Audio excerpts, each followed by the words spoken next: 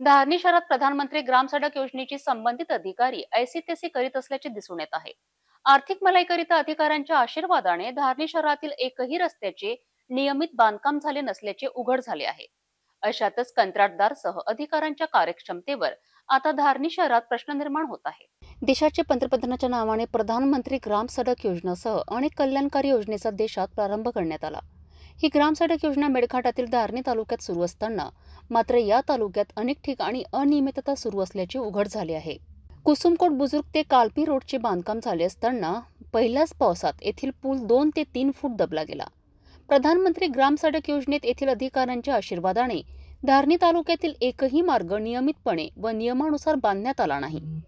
मेळघाटातील सर्व बांधकामाचे पहिल्याच पावसाने पोलखोल केली आहे.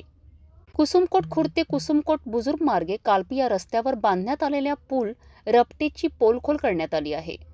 कुसुमकोट कालपीच्या मधात असलेला पूल हा दोन्ही साईडने 2 ते 3 फूट खाली दबला असून अशीच अनियमितता राहिली तर मेळघाटचा विकास कोसदूर राहण्याची शक्यता नाकारता येत नाही. संबंधित ठेकेदाराने कुसुमकोट बुजुर्ग ते कुसुमकोट खुर्द या मार्गाचे बांधकाम केले होते. मात्र 2 महिन्यात त्या रस्त्याची ऐसीतेसी झाल्याचे स्पष्ट झाले. याच मार्गावर इंग्लिश स्कूल आहे. त्या इंग्लिश शाळा असताना विद्यार्थीसह नागरिकांना जाणे येण्यास अडथळा निर्माण होत आहे.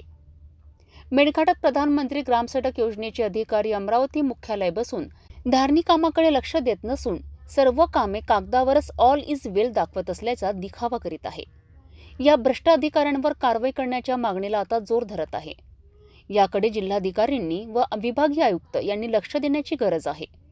संबंधित प्रधानमंत्री ग्राम सडक योजनेचे अधिकारी मेळघाटातील रस्त्यावर लक्ष देत नसल्याचे स्पष्ट होत आहे.